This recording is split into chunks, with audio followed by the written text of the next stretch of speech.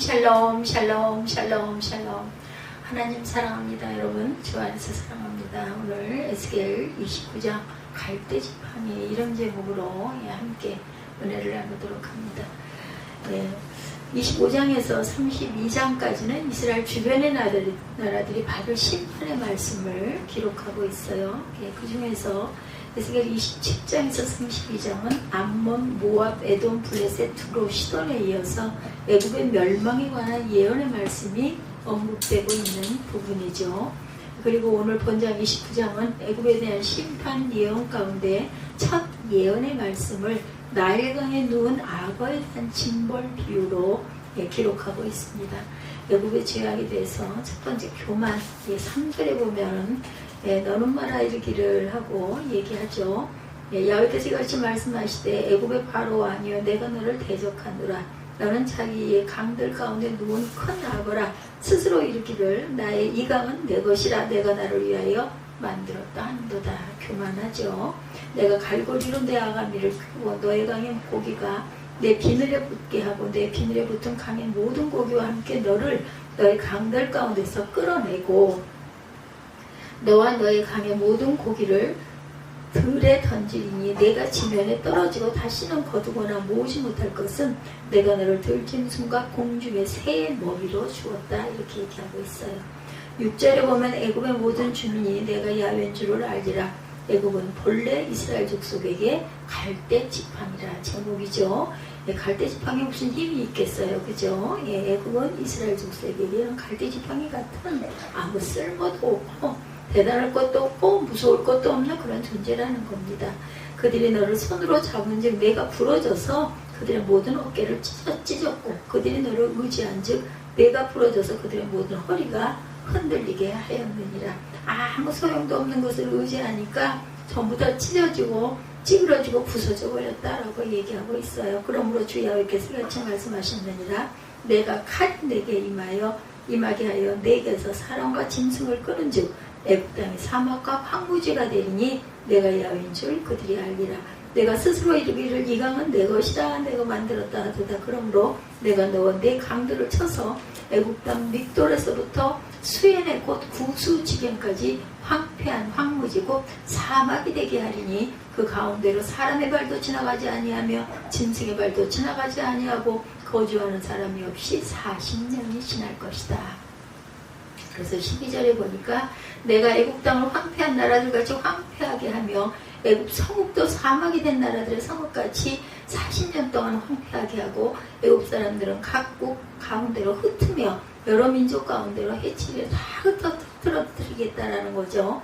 13절에 주 야훼께서 이같이 말씀하셨느니라. 40년 끝에 내가 만민 중에 흩은 애굽 사람을 다시 모아내되 애굽에 사로잡힌 자들을 돌이켜 바드로스 땅 곧 그 고국 땅으로 돌아가게 할 것이라. 그들이 거기에서 미약한 나라가 되되 나라 가운데 지극히 미약한 나라가 되어 다시는 나라들을 위해 스스로 높이지 못하리니 내가 그들을 감하여 다시는 나라들을 다스리지 못하게 할 것임이라.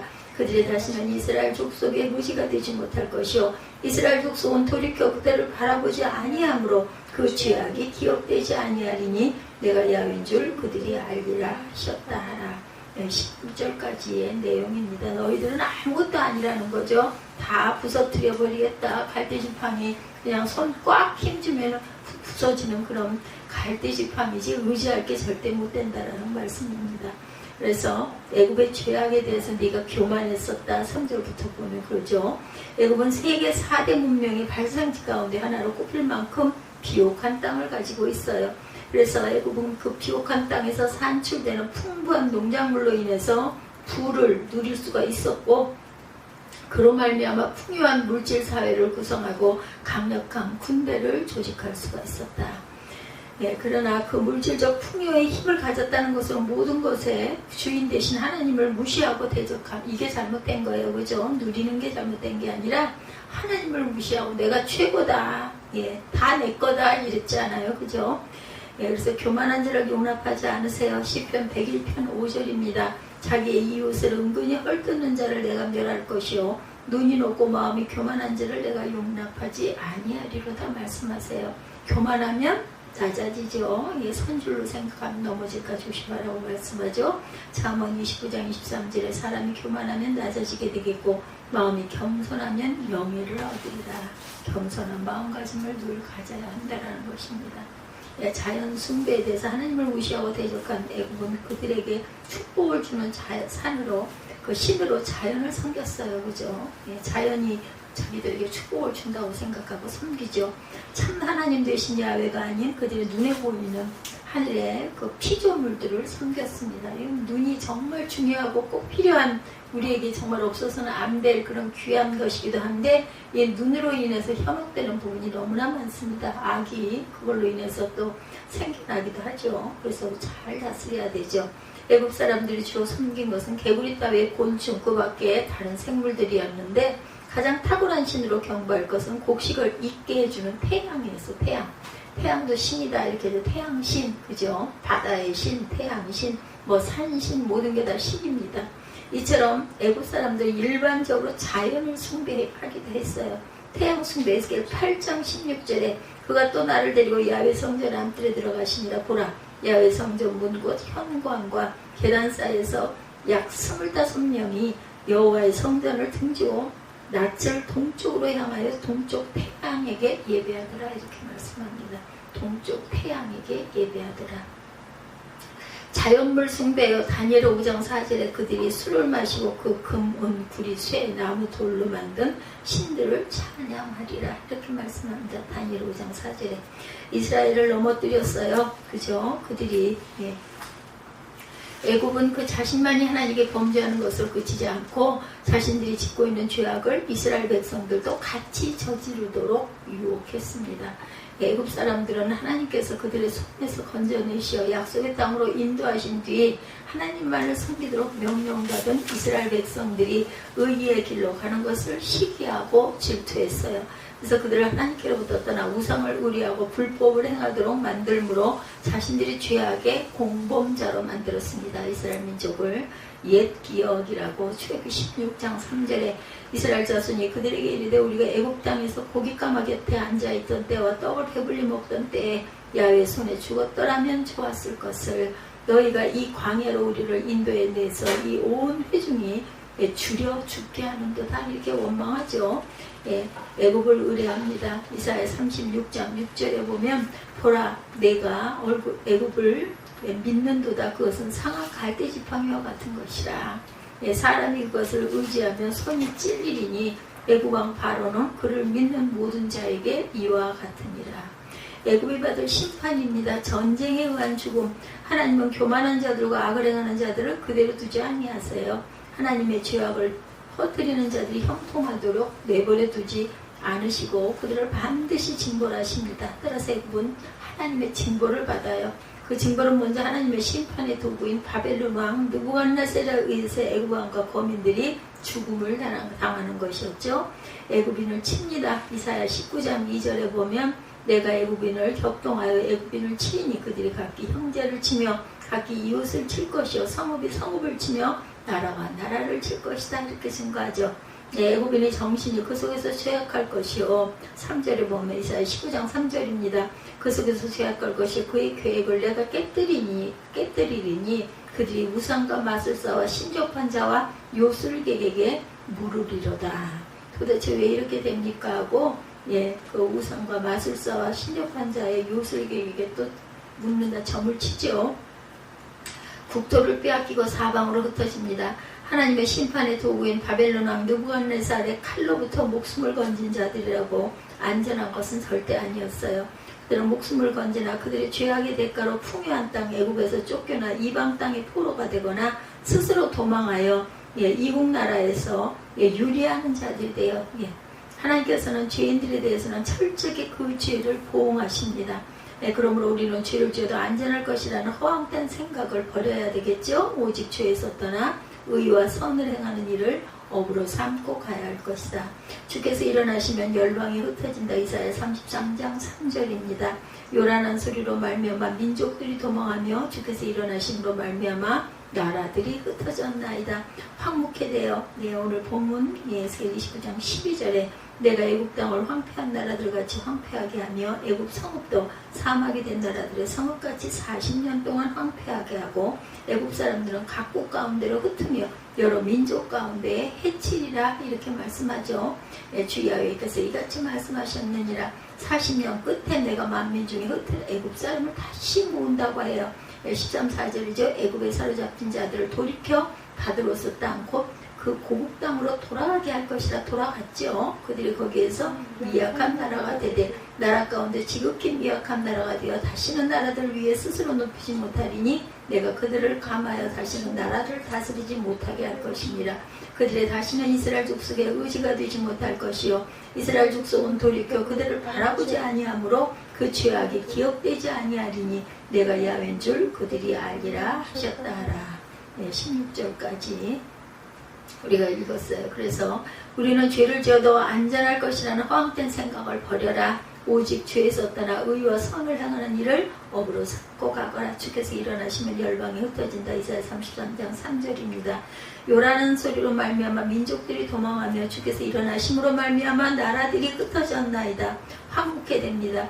오늘 본문 29절까지 제가 읽었죠. 내가 애굽 땅을 황폐한 나라들 같이 황폐하게 하며 애굽 성읍도 사막이 된 나라들의 성읍같이 40년 동안 황폐하게 하고 애굽 사람들은 각국 가운데 흩어져 여러 민족 가운데로 흩어지리라 라고 말합니다. 황폐하여서 풍요를 잃어버리게 됩니다. 애굽 사람들이 살던 기름진 땅은 애굽 사람들이 죄악으로 인해 옛날처럼 옥토화 되지 못하는 형벌을 받아요. 그 땅은 거주민들의 죄악으로 인해 거주민들과 함께 멸망으로 갑니다. 그리하여 후일에 흩어졌던 자들이 돌아와도 옛 영화를 누리지 못하고 그들의 후손들 역시 그러한 지경에 빠지게 되어 죄의 결과는 이처럼 무섭고 그 영향은 가볍지 않은 것이다. 사막이 되어 10절이죠. 에스겔 29장 10절.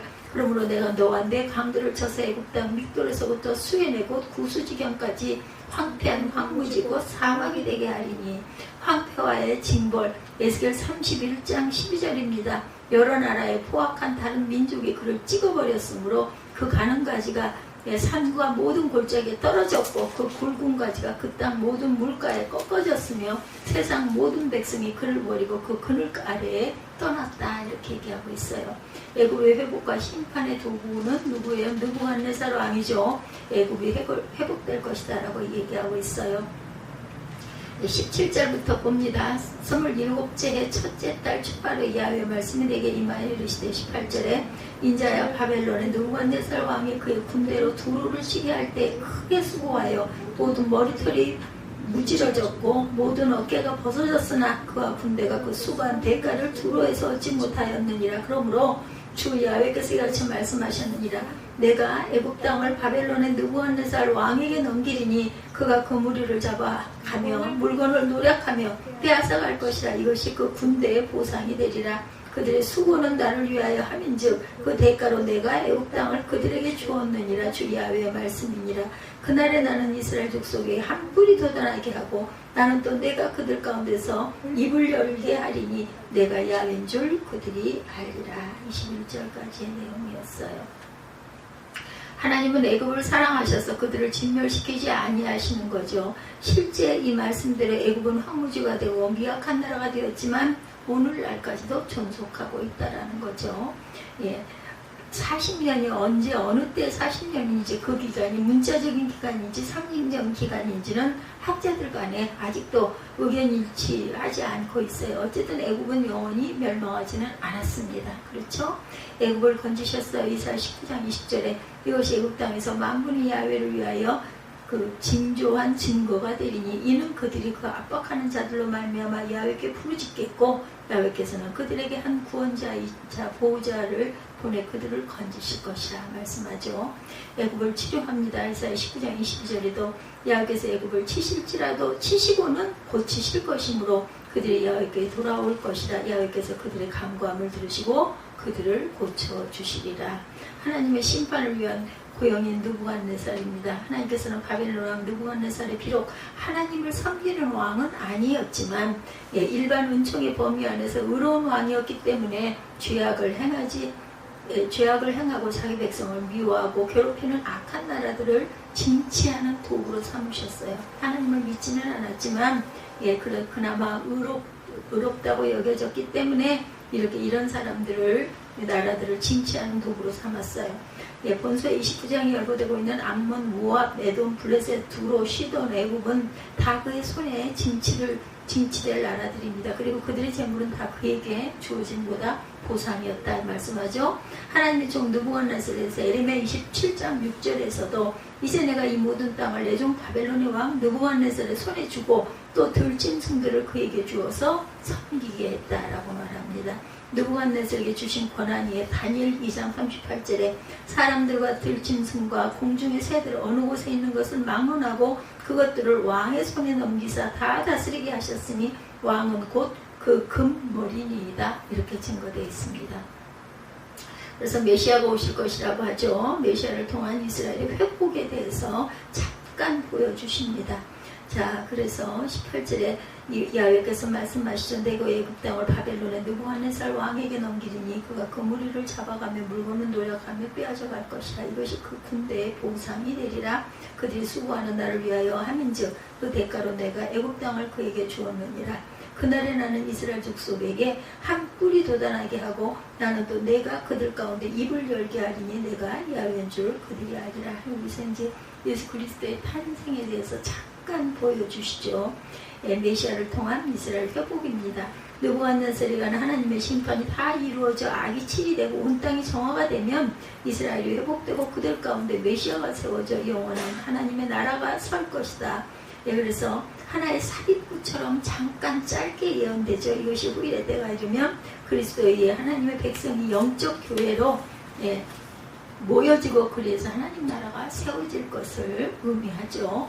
의의 왕 이사야 32장 1절이죠. 보라 장차 한 왕이 공의로 통치할 것이요 방백들이 정의로 다스릴 것이며 또 그 사람은 광풍을 피하는 것 포구를 가리는 것 같을 것이며 마른 땅에 냇물 같을 것이며 공비한 땅에 큰 바위 그늘 같으리니 이렇게 증거되어 있어요. 이사야 32장 1, 2절이었습니다. 한 목자가 또한 에스겔 34장 23절에도 나 야훼는 그들의 하나님이 되고 내 종 다윗은 그들 중에 왕이 되리니 나 야훼의 말이니라. 이렇게 먼저 누가 왔어요? 다윗이 나타나죠. 그래서 결론은 두로의 경우에도 그랬듯이 이상 것을 가지고 교만하여 하나님 아니면 우상을 숭배하고 선민을 미혹하는 자들은 반드시 하나님의 진노를 사서 멸망에 빠진다. 그 멸망은 영원한 것이거나 아니면 애굽의 경우처럼 치명적인 것이다. 그리고 최후의 심판에서는 완전한 영벌에 이르게 된다는 거죠. 그러므로 그날이 이르기 전에 우리는 두로나 애굽이 범한 죄에서 벗어나 회개함으로 이스라엘처럼 회복되는 은혜 가운데 거해야 할 것이다. 갈대 앞에서 우리가 그 사진들을 찍었을 경우 기억나세요? 저는 갈대 앞에서 가을이면 갈대바람 부는 그 갈대밭이 시흥에 많이 있었어요. 논가장자리로 가다 보면 사진을 찍었던 그 기억이 납니다. 그리고 많이 갈대를 뽑아다가 병에다 담아놓으면 그대로 좀 있어주면 좋은데 오래되면 그냥 그게 말라가지고 부스러져 버리죠. 갈대는 참 보면 처음에는 너무 풍성하고 그 밭채가 보면 아름다워 보이는데 오래가지를 못해요. 오서산, 억새풀 이런 것들, 갈대 숲들이 또한 이렇게 여기저기 많이 있어요. 갈대는 연약한 풀 종류다. 너무 연약해서 여자의 마음을 갈대에 비유하기도 하죠. 이러한 갈대를 하나님은 강력한 애굽에 비유합니다. 이렇게 아무 소용없는 애굽은 이런 존재라는, 그럴듯해 보이지만 별거 화단이라는 거죠. 그것도 애굽을 갈대 지팡이다. 이렇게 오늘 제목이 던 갈대 지팡이입니다. 갈대로 만든 지팡이가 무슨 힘이 있겠는가. 근데 당시에 이스라엘 백성들은 갈대 같은 이러한 애굽을 하나님보다 더 의지해서 보기에 그냥 그럴듯해 보이니까 거기에 빠진 거죠. 오늘날 우리의 모습은 아닌지, 그죠? 예수께서 세상을 더 의지하고 인간을 더 의지하는 우리들의 모습이 혹시 아닐까. 우리는 두로에 대한 멸망을 계속해서 보고 있어요. 이제 또 세상을 의미하는 애굽에 대한 멸망을 32장까지 계속해서 보고 갑니다. 29장부터 32장까지. 두로와 애굽은 세상을 예포하는 상징적인 나라들을 의미하고 있다는 거죠. 두로와 애굽. 다시 말해서 아무리 화려하다 할지라도, 아무리 강력한 군사력을 가지고 있다 할지라도 세상 세력은 반드시 멸망받는다는 것을 잊지 말아야 되겠다. 두로의 멸망을 보면서 세상 것 너무 의지하지 말고 살자고 수없이 우리는 다짐을 합니다. 이제 또 애굽의 멸망을 보면서 반복적으로 거듭되는 세상 의지하지 말고 오직 주만 의지하고 살자는 말씀을 또한 수없이 하게 되고 우리는 함께 있으로 고백하게 될 것입니다. 오직 예수만 의지하며 살아가는 지혜로운 저와 여러분들이 되시기를 주님의 이름으로 간절히 축원합니다. 첫 번째, 내가 너를 대적하노라. 1절에서 7절이에요. 제10년 10월 12일에 야훼 말씀이 내게 임하여 가라사대, 인자야, 너는 애굽 왕 바로와 온 애굽으로 낯을 향하고 쳐서 예언해라. 너는 말하 이르기를 주 야훼 말씀에 애굽 왕 바로야, 내가 너를 대적하노라. 너는 자기의 강들 중에 누운 큰 악어라. 스스로 이르기를 내 이 강은 내 것이라. 내가 나를 위하여 만들었다 한다. 죄죠. 교만입니다. 4절에 내가 갈고리로 내 아가미를 꿰고 내 강의 고기로 내 비늘에 붙게 하고 내 비늘에 붙은 강의 모든 고기와 함께 너를 내 강들 중에서 끌어내겠다고 얘기하시죠. 너와 내 강의 모든 고기를 불에 던져버리겠다. 뭐 죽겠죠. 그러면 내가 지면에 떨어지고 다시는 거두거나 몸을 입지 못할 것은 내가 너를 들짐승과 공중의 새의 식물로 먹이로 주었다. 6절에 애굽의 모든 거민이 나를 야훼인 줄 알리라. 애굽은 본래 이스라엘 족속에게 갈대 지팡이라. 아무 쓸모없는 보기에만 볼품만 그럴듯해 보이지 금방 부스러져 버리는 갈대 지팡이라. 그들이 너를 손으로 잡은 즉 내가 부러져서 그들의 모든 어깨를 찢었고 이것이 너를 의지한 즉 내가 부러져서 그들의 모든 허리를 흔들리게 하였느니라. 어깨도 찢고 너를 의지하다 보면 부러져서 그들의 모든 허리를 흔들리게 하리라. 애굽에 대한 하나님의 심판의 말씀이 에스겔 선지자에게 주어진 때가 언제인지 1절에서 분명하게 밝히죠. 제10년 10월 12일이었는데 이때가 언젠가? 이때는 야훼긴 왕이 바벨론에 잡혀온 지 10년째 되던 해로 드러납니다. 그러므로 이때는 BC 587년이다. 예루살렘이 BC 586년 11월 4월 9일에 멸망되었으니까 예레미야 39장 2절에 증거해요. 약 6개월 전에 애굽에 대한 멸망의 말씀을 받은 거예요. 그리고는 멸망하죠. 특히 이때는 남유다가 바벨론의 3차 공격을 받고 위기에 몰렸을 때 이웃의 강대국인 애굽을 의지하고 있을 때였습니다. 그런데 이러한 때 하나님은 애굽의 멸망을 선포하시면서 이스라엘의 백성들의 마지막 희망을 꺾는 말씀을 하신 거예요. 2절에 인자야, 너는 애굽 왕 바로와 온 애굽으로 낯을 향하고 쳐서 예언하라. 이렇게 말씀하죠. 이것은 곧 다시 말하면 이스라엘 백성들아, 너희가 의지해야 할 것은 애굽이 아니라 하나님이다 라고 선포하고 계신 거예요. 여러분이 지금 의지하고 있는 것은 과연 무엇입니까? 하나님만 의지하고 가시기 바랍니다. 만약 오직 예수 외에 어떤 다른 것을 더 의지하고 있다면 하나님은 반드시 그 의지하고 있는 것을 무너뜨려 버리게 할 거라는 것. 3절부터 주목해서 보면 하나님의 애굽을 심판하시면서 가장 먼저 애굽 왕 바로부터 시작하죠. 애굽 왕 바로야, 내가 너를 대적하노라. 이렇게 말씀하세요. 당시 애굽 왕 바로 호브라는 바로 르고의 손자로 BC 589년에서 570년까지 애굽을 통치했는데 애굽의 역대 왕들 가운데 나일강을 개발하였던 왕이기도 합니다. 이런 탁월한 업적으로 인해 호브라는 자신이 곧 나일강의 주인이고 스스로 나일강의 창조자다 이렇게까지 말해요. 이런 애굽 왕에게 하나님은 너는 나일강의 악어라고 비유하고 있어요. 심판을 4, 5절까지 선포하죠. 4절을 보면 하나님은 악어 아가미를 갈고리에 꿰어서 강 밖에 끌어내듯이 애굽 왕을 왕의 자리에서 끌어내겠다라고 얘기하는 거예요. 4, 5절 이렇게까지 예언을 하는데도 못 알아듣고 깨달지를 못하는 거죠. 내가 갈고리로 내 아가미를 꿰고 너의 강의 고기가 내 비늘에 붙게 하고 내 비늘에 붙은 강의 모든 고기와 함께 너를 너의 강들 가운데서 끌어내고 너와 너의 강의 모든 고기를 들에 던지리니 내가 지면에 떨어지고 다시는 거두거나 모으지 못할 것은 내가 너를 들짐승과 공중의 새의 먹이로 주어버리겠다. 이렇게 얘기하고 있습니다. 또한 아버에 붙어있는 고기들도 함께 끌어올리겠다고 그러죠. 끌어올린 다음에 어떻게 해요?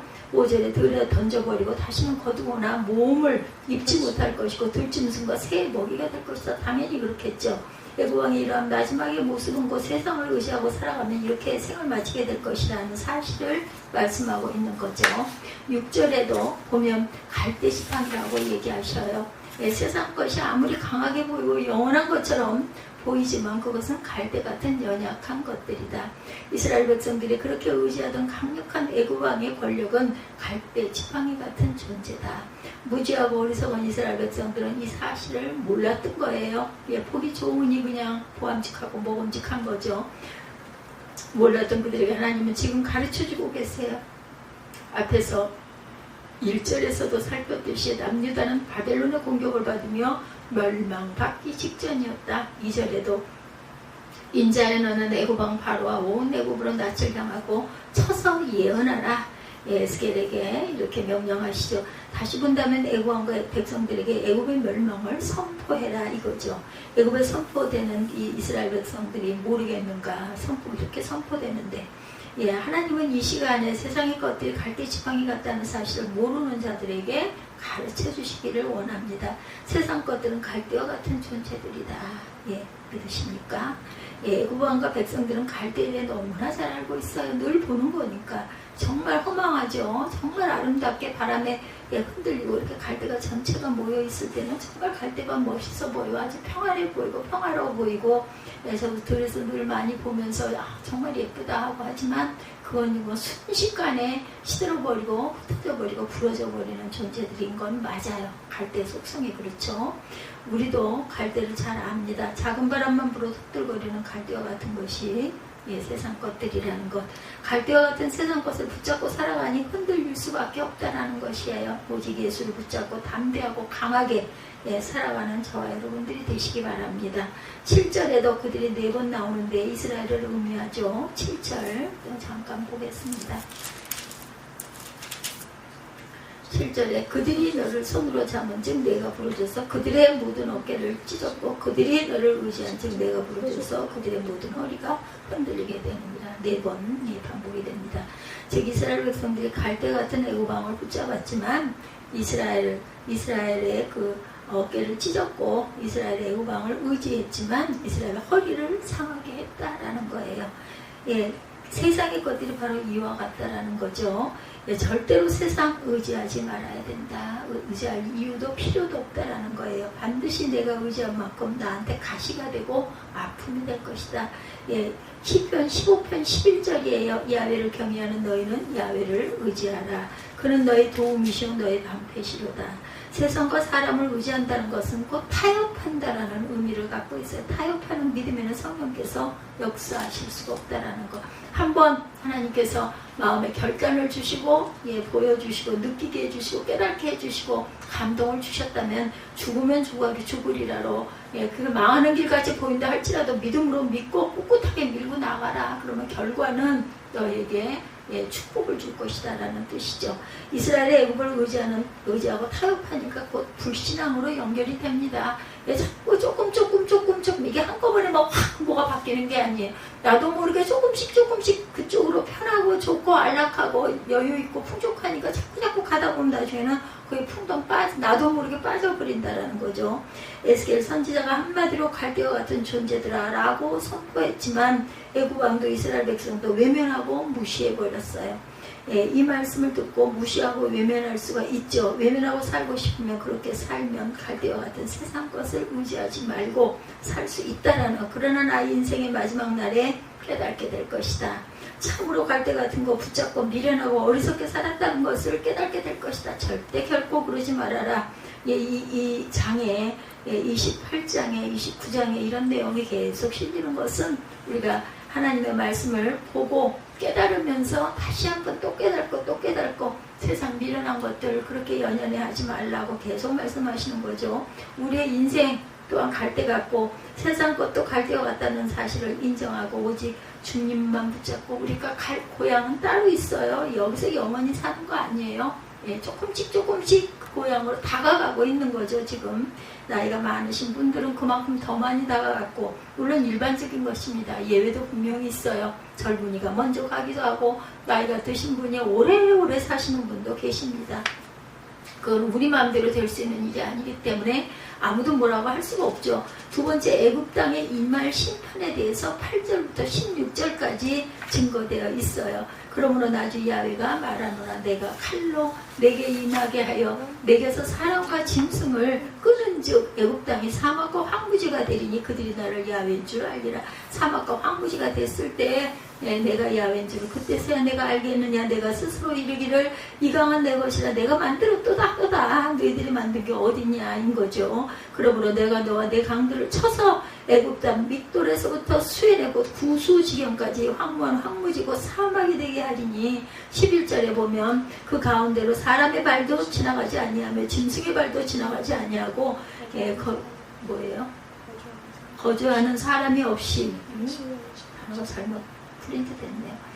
사람이 없이 40년이 지날 것이다. 12절에 내가 애굽 땅에서 황무한 열국같이 황무하게 하며 애굽 성읍도 사막이 된 열국의 성읍같이 40년 동안 황무하게 하고 애굽 사람들은 각국 가운데로 흩으며 열방 가운데 해치리라. 흐트러뜨려 버리겠다는 거죠. 13절에 나주 야훼가 말하노라. 40년 끝에 내가 만민 중에 흩은 애굽 사람을 다시 모아내되 애굽에 사로잡힌 자들을 돌이켜 바드로스 땅 곧 그 고토로 돌아가게 할 것이라. 그들이 거기서 미약한 나라가 되되 나라 중에 지극히 미약한 나라가 되어 다시는 열국에 스스로 눕히지 못하리니 내가 그들을 감하여 다시는 열국을 다스리지 못하게 할 것이라. 그들이 다시는 이스라엘 족속의 의뢰가 되지 못할 것이요 이스라엘 족속은 돌이켜 그들을 바라보지 아니하므로 그 죄악이 기억나게 되지 아니하리니 그들이 나를 주 야훼인 줄 알리라 하셨다 하라.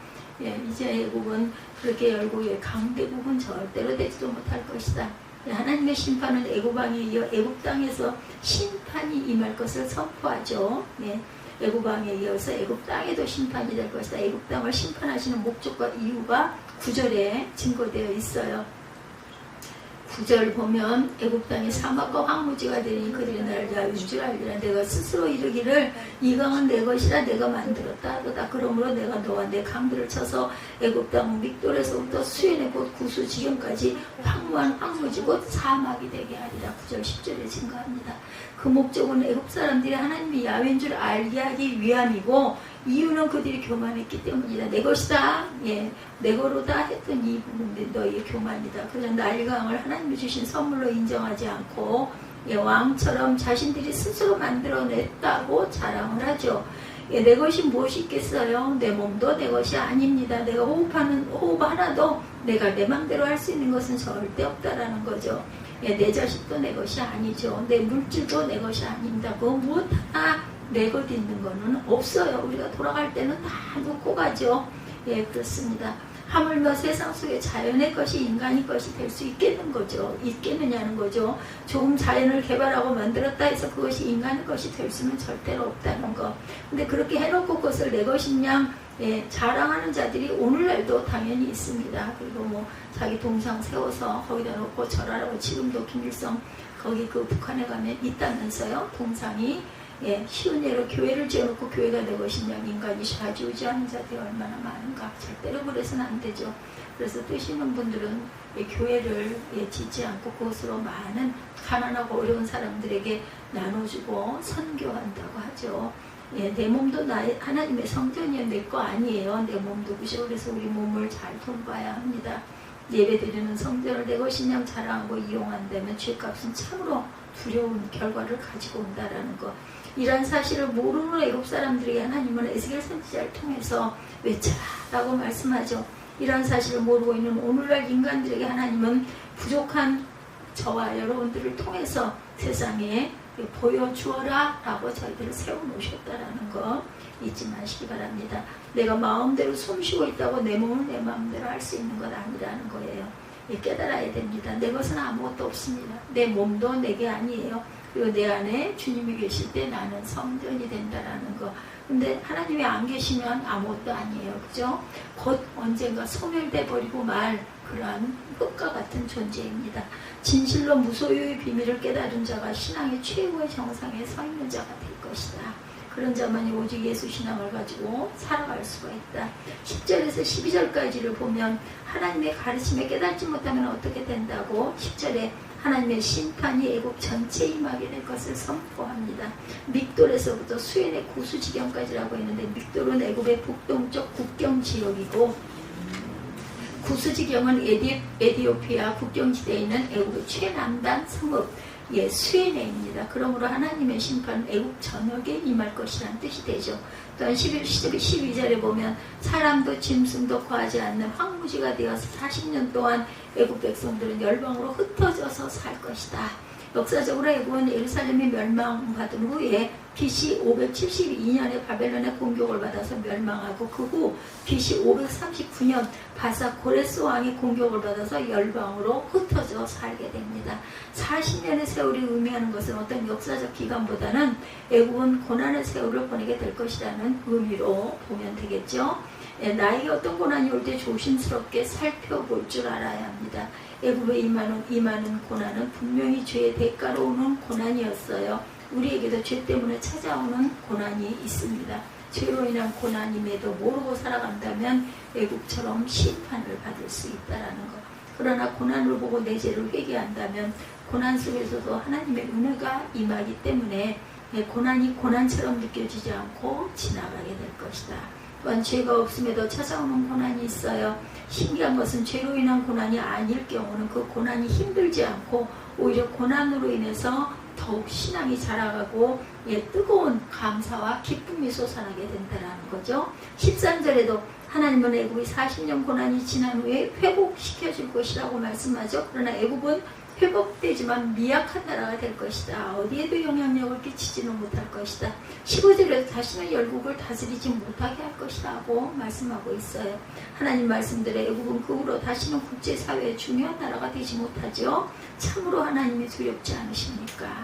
16절에도 애국은 다시는 이스라엘의 의지가 되지 못할 것이라고 말씀한 것처럼 이후로 다시는 이스라엘은 애국을 의지하지 않습니다. 16절에 말씀한 것처럼 오늘날 성도들이 다시는 세상을 의지하지 않는 저와 여러분들이 되셔야 될 줄 믿습니다. 엄청난 고난을 당한 후에야 하나님의 야훼인 줄 알게 된 이스라엘과 애국 백성들이 안타깝죠. 우리가 객관적인 눈으로 멀리서 바라보다 보면 참 바보 같아. 근데 우리도 역시 그러고 있지는 않냐는 거예요. 이런 말씀을 성경에 이렇게 기록해놓은 이유가 무엇인지 우리가 고난을 당하고라도 깨달으면 좋은 일이에요. 근데 고난 당하면서도 깨달지 못하고 하나님을 원망하고 세상을 원망하고 어떤 사람은 스스로 자신의 생명을 끊는 자살을 기도하는 이런 분들도 많아요. 절대로 자살은 해서는 안 되는 거죠. 세상은 우리가 의지해야 될 것이 아니에요. 잠시 머물다가 돌아갈 우리의 본향은 따로 있다라는 거. 우리가 다 알면서도 세상에서 뭔가가 좀 되는 듯 하면 그것이 다인양 구는 그런 경우가 있는데 정말 어리석은 거죠. 어떤 고난 속에서도 오직 예수만 의지하는 저와 여러분들이 되시기 바랍니다. 시편 25편 2절입니다. 나의 하나님이여 내가 주께 의지하였사오니 나로 부끄럽지 않게 하시고 나의 원수로 나를 이기어 개가를 부르지 못하게 하소서. 날마다 세상 것 사람 바라보지 말고 오직 예수만 바라보고 의지하며 살아가는 지혜로운 저와 여러분들이 되시기를 주님의 이름으로 축복합니다. 세 번째 심판의 도구 바벨론이죠. 에스겔 29장 17절에서 21절까지입니다. 제27년 정월 초 1일에 야훼 말씀이 내게 임하여 가라사대 18절입니다. 인자야 바벨론 왕 느부갓네살이 그 군대로 두루를 치게 할 때에 크게 수고하여 각 머리털이 무지러졌고 각 어깨가 벗어졌으나 그와 군대가 그 수고한 보수를 두루에 얻지 못하였느니라. 그러므로 나주 야훼가 말하노라 내가 애국 땅을 바벨론 왕 느부갓네살에게 붙이리니 그가 그 무리로 옮겨가며 물건을 노력하며 빼앗아갈 것이라. 이것이 그 군대의 보수가 되리라. 그들의 수고는 나를 위하여 함인즉 그 보수로 내가 애국 땅을 그에게 주었느니라. 나 주 야훼의 말씀이니라. 그날에 내가 이스라엘 족속에게 한 뿔이 솟아나게 하고 내가 또 너로 그들 중에서 입을 열게 하리니 그들이 나를 야훼인 줄 알리라. 하나님은 애굽이라는 강대국을 바벨론을 통해 심판하시겠다고 이렇게 선포합니다. 그것도 16년이 지난 후에 에스겔 선지자를 통해서 선포가 되죠. 17절에 보면 27년 1월 1일에 하나님의 말씀이 주어졌는데 이때는 BC 571년. 이제 신학자들은 이런 거를 다 대입해서 따져보는 거죠. 우리는 이렇게 집약해 놓은 것을 보고 그렇구나 라고 깨달아갑니다. 이 해가 중요하긴 하지만 그게 뭐 숫자가 조금 틀렸다 해서 그게 뭐 잘못된 건 아니에요. 에스겔 선지자가 BC 587년에 애굽의 멸망을 선포한 후 16년이 지난 후에 바벨론에게 멸망할 것이다 라고 말씀하죠. 그러므로 애굽은 하나님 말씀을 듣고 16년 동안 생각하고 회개할 기회가 있었다라는 거예요. 이 말씀 또한 우리에게도 깊은 의미가 있음을 알아야 합니다. 하나님은 지금도 애국 같은 저 세상에 회개하고 나오기를 기다리고 있어요. 예수님은 십자가에서 온몸에 물과 피를 흘리시고 돌아가신 후 2000년이 넘게 지나갔습니다. 하나님은 2000년 동안 기다리고 계신 거죠. 세상 사람들이 40살을 먹으면 40년을 기다리고 계신 것, 50살이면 50년을 기다리고 계신 거죠. 70이면 70년을 기다리고 계시는 거예요. 근데 그들은 애굽처럼 돌아올 기미를 보이지를 않고 있어요. 더욱 악해지고 세상적으로 변해가고 있다는 것, 이러한 세상을 하나님은 애굽처럼 심판하실 수밖에 없다는 거예요. 18, 9절을 보면 바벨론을 통해 애굽을 어떻게 초토화시키는지를 알게 되죠. 바벨론은 BC 585년부터 572년까지 두로를 13년 동안 공격한 끝에 멸망이 됩니다. 두로를 힘겹게 멸망시켰지만 바벨론 군대는 머리털이 무지러졌고 어깨가 벗어졌다고 했어요. 이것은 오랫동안 투구를 쓰고 전쟁을 했기 때문에 머리털이 빠지고 또한 육지에서 떨어진 두로성 도시를 공격하기 위해서 큰 돌과 나무를 메어 나르느라고 어깨 살갗이 벗겨졌다는 거죠. 이렇게 바벨론은 두로와의 전쟁에서 쏟은 시간과 경비를 보상받지를 못합니다. 두로에서 많은 손실을 본 바벨론은 두로를 멸망시키고 곧바로 애굽을 공격해요. 19절에 내가 애굽 땅을 바벨론 왕 느부갓네살에게 붙이리니 이렇게 얘기하고 있죠. 보수와 수고라는 글에 주목을 하시기 바랍니다. 19절 끝에 이것이 그 군대의 보수가 되리라. 그렇게 고생을 했기 때문에 내가 그냥 상으로 이걸 주었어. 인 거예요. 당시 바벨론이 각 나라를 멸망시키고 중동의 패권을 손에 쥐게 된 것은 하나님의 섭리였고 하나님의 도구로 사용했다. 도구로 사용된 바벨론 군대의 애국 공격을 수고로 인정하시고 그 수고에 대한 합당한 보수를 주시겠다라는 거죠. 보수는 어떤 일을 하고 대가를 받는 것을 의미합니다. 우리가 어떤 일을 하고 대가를 받는 것은 당연하죠. 그러나 하나님의 일을 하는 자들은 대가를 먼저 바라보고 일을 해서는 안 되는 거죠. 고린도전서 9장 9절입니다. 모세 율법에 곡식을 밟아 떠는 소에게 망을 씌우지 말라 하였으니 하나님께서 어찌 소들을 위하여 염려하시느냐 말씀합니다. 하나님의 일을 하는 자들에게는 하나님의 반드시 대가를 주시겠다라고 말씀하세요. 그러나 하나님의 종들은 바벨론처럼 대가를 바라보고 일을 해서는 안 될 것이다. 우리의 깊은 관심은 이 땅에서 보수를 받기보다는 하늘나라에서 상 받기를 원하죠. 개척교회 많은 목사님들이 제대로 보수를 받지 못하고 목회들을 하셔요. 보다 어렵게. 그래서 요즘에는 이중으로 그죠? 지금 자비량 해가지고 직업을 갖거나 또한 아르바이트를 하거나 뭐 택배를 하시거나 밤에 대리운전을 하시거나 한다고 그래요. 물질에 많은 어려움들을 겪습니다. 그래도 넉넉지는 않죠. 먹을 것, 입을 것 입고 뭐 굶지는 않고 다들 살아요. 어떻게든. 그래서 요즘에는 중대형 교회들이 작은 교회들을 돕기로 나서는 이런 장면들이 신문지상에도 올라오기는 합니다. 이 땅에 모든 것 받고 천국 가서 무엇을 받을 수 있겠는가? 그렇죠. 어떤 목사님은 박수 못 치게 하는 그런 내용이 있대요. 누가 특송을 해도 박수 치지 말자는 목사님도 계신데요. 글쎄요. 사람의 영광을 받을까봐 높아심에서 그렇지만 저는 그렇게까지 생각하지는 않습니다. 대통령이 감사패를 준다 해도 그런 일도 없겠지만 절대로 받지 않겠다라는 분들도 계신다고 그래서 세상에서 다 칭찬을 받고 나면 하늘나라에 상급이 없다라는 뜻이겠죠. 그러면 겸손하게 그죠? 감사하면서 그죠? 기뻐하고 웃고 그냥 넘어가면 될 일입니다. 우리 마음속에 은근히 누가 나를 알아주고 나를 내세우기를 좋아하는 악한 습성들 누구에게나 있어요. 좀 나도 좀 이렇게 드러나고 칭찬받기를 어저께는 그 총무 목사님이 전화를 하셔가지고 제가 그 얘기했었거든요. 어떻게 그 헌금 기도하시는 분들이 겹쳐서 헌금 기도를 하시고 한 번도 십수년 동안 기도를 못 하신 분들도 계신데 혹시 임원이 되셨나 해서 제가 여쭤봅니다. 한번 제가 전 재무 목사님, 여자 목사님인데 그분에게 한번 여쭤본 적이 있어요. 그랬더니 그 얘기를 들으셨나 봐요. 총무 목사님 전화를 하셔가지고 저보고 이번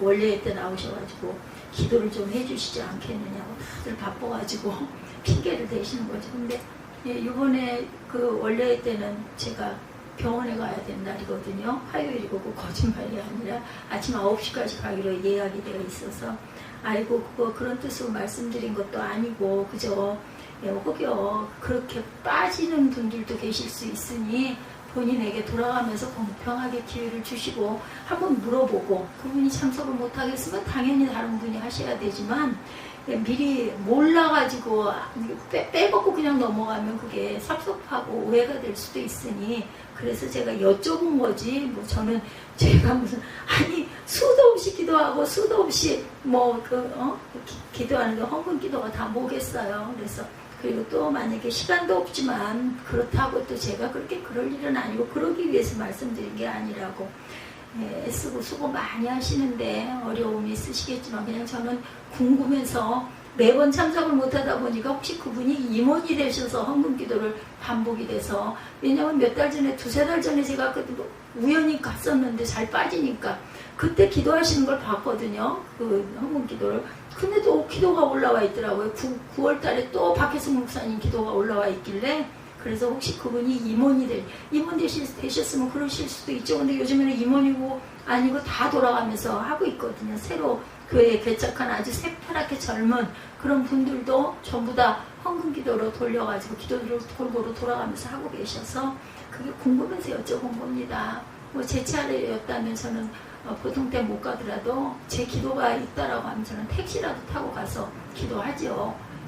이렇게 말씀하시는데 다른 건 못해도 매번은 못 가도 그럴 때는 안 되면 제가 운전을 못하고 가면 택시라도 불러서 뭐 그래봐야 김포 안에 있는 교회인데 그게 말씀을 드리고 끄는 일이 있어요. 어제 성경의 면류관에 대해서 10가지로 말씀하고 있죠. 썩을 면류관 고린도전서 9장 23절에서 27절 썩지 않을 면류관 고린도전서 9장 23절에서 27절 비교가 돼서 나왔겠죠. 소망의 면류관 데살로니가전서 2장 13절 17절에서 20절 기쁨의 면류관 데살로니가전서 2장 13절에서 20절 자랑의 면류관 데살로니가전서 2장 13절에서 20절 영광의 면류관 베드로전서 5장 1절에서 4절 의의 면류관 디모데후서 4장 3절에서 8절 생명의 면류관 디모데후서 4장 3절에서 8절 금면류관 계시록 4장 1절에서 5절 가시면류관 마태복음 27장 27절에서 31절입니다. 여러분은 어떤 면류관을 받기 원하십니까? 천국에서 귀한 면류관을 받는 자들이 되시기를 주님의 이름으로 축복합니다. 마지막으로 21절을 주목해 보시기 바랍니다. 생각난 부분인데요. 함께 잘 만나가지고 처리를 하러 다니기도 하고 하니 우리 유은정 집사에게 듣기 좋게 성경 많이 읽는 부분 가지고 자꾸 그거 읽는 것도 아니거든요. 정말 부끄러운 일이에요. 어떻게 그런 얘기를 성전에서 목사한테 단에 있는 목사한테 그런 얘기를 하는지 난 정말 이해가 안 가. 한 번, 두 번도 아니고 계속 지금 여러 번째 제가 그 얘기를 듣는데 절대 그러지 말라고 그러세요. 엄청 신경 쓰시고 최소한의 것을 읽게 아니 그 목사님이 성경을 거기서 안 읽으면 무슨 뭐 자기한테 무슨 유익이야. 안 읽으면 좋지. 그냥 혼자 읽어도 읽는 거 맨날 읽는 성경인데 나 솔직히 말해서 유집사 위에서 그 성경 읽자고 내가 입술로 왜냐면 하도 딴짓을 하니까 딴 생각하고 지금도 한눈 팔고 하거든요. 그거 누가 몰라 위에서 다 느끼지. 증거가 있거나 없거나 느껴요. 다른 거 실컷 보다가 한 번씩 고개 끄덕끄덕거리고 나 한 번 쳐다보고 그거 왜 그렇게 예배를 드릴지 몰라. 그런 말은 못하더라도 성경 가지고 그렇게 하지 말라고 참 민망하더라고 얘기를 하세요. 한번 듣기 좋게 잘 돌려가지고 글을 더 읽을까봐 그런데 나중에는 또 그렇게 대답을 하대. 자꾸 늘어날까봐 그런다. 어떻게 그런 말을 해.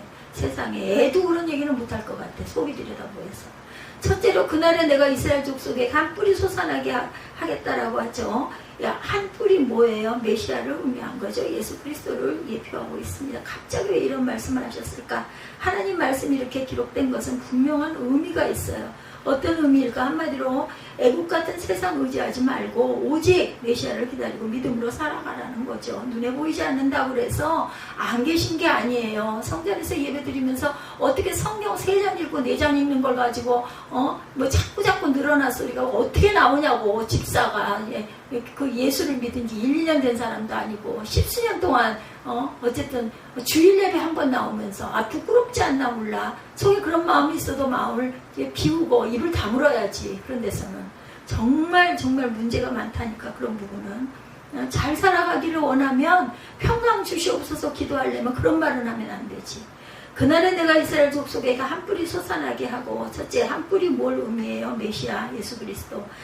갑자기 왜 이런 말씀을 하셨을까? 하나님 말씀이 이렇게 기록된 것은 분명한 의미가 있죠. 한마디로 애국 같은 세상 의지하지 말아라. 메시아를 기다리며 믿음으로 살아가라. 오늘날 이 시대 믿음의 사람들은 누구를 기다리며 믿고 살고 가겠어요?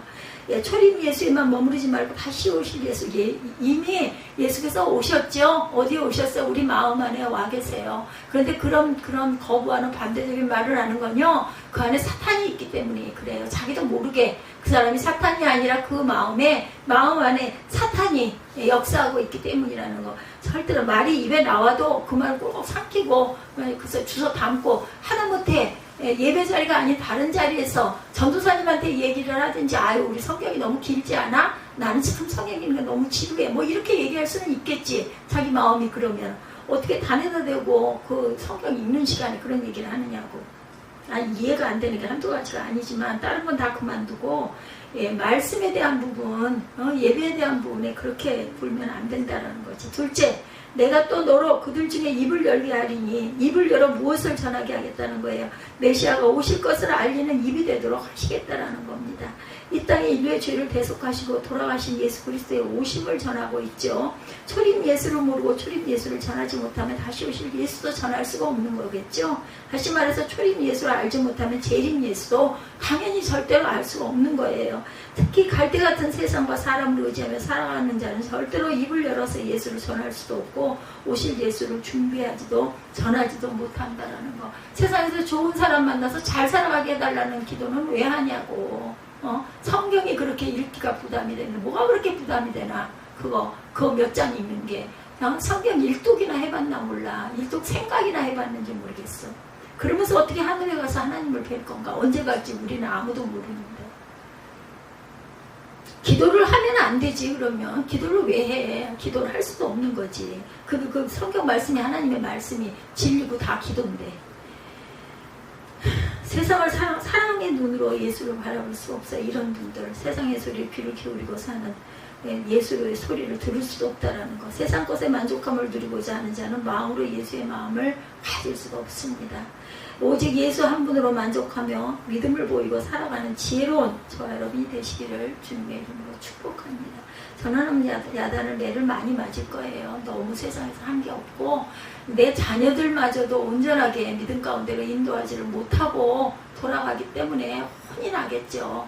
뒤에 남은 사람들은 아직 시간들이 많잖아. 깨달아야 합니다. 나 위해서 그럴 건 없어. 근데 그게 맞다라는 얘기를 하는 거지. 애국 같은 이 세상도 언젠가는 하나님의 심판을 받게 될 것이라고 말씀하죠. 정말 하나님 말씀을 믿는다면 너무 세상 것에 미련을 두지 말아야 되겠다. 그 인생은 나그네 길 하숙생 생각 안 나세요? 저는 이 가요 예전에 들은 가요인데 이거 그 예전에도 그랬어요. 이 가사 속에 미련일랑 두지 말자. 인생은 나그네 길이다. 맞습니다. 성경적으로 이분이 예수를 믿으시는지 아닌지는 모르겠지만 안개와 같은 나그네 인생길인데 왜 세상 것에 마음을 뺏기고 세상의 벗을 왜 그렇게 구하고 가냐고요. 하나님과 벗하시지. 믿는 성전에 한 번 더 오지 그러고 싶은 마음 날 때 그건 뭐 지나가다가 길가에 있는 교회인데 왜 못 올라와서 잠깐 머리 숙여 기도하고 고개 숙이고 지 세상에 나게 해준 부모 얼굴 한번 쳐다보고 그렇게 하고 가면 얼마나 이쁠까. 얼마나 하나님이 기뻐하실까요. 세상 것들이 우리를 미혹하려고 온갖 수단과 방법을 동원해서 토네이도 같은 거센 바람으로 미혹하고 있다라는 거 잊지 마시기 바랍니다. 오직 예수 신앙을 갖기 위해 몸부림치지 아니하면 거센 세상의 바람 속으로 말려 들어가고 말 것이다. 우리 모두 오직 예수 신앙으로 세상을 능히 이기고 승리하는 저와 여러분이 되시기를 주님의 이름으로 축복합니다. 요한 1서 5장 4절입니다. 대저 하나님으로부터 난 자마다 세상을 이기느니라. 세상을 이김은 이것이니 우리의 믿음이니라. 믿음으로밖에 이길 수가 없다라는 것을 잊지 않는 저와 여러분들이 되시기를 주님의 이름으로 축복합니다. 아까 찬양 두곡 못한 거 있어요. 그 찬양 우리 하시고 기도하시고 축도로 예배를 마치도록 합니다.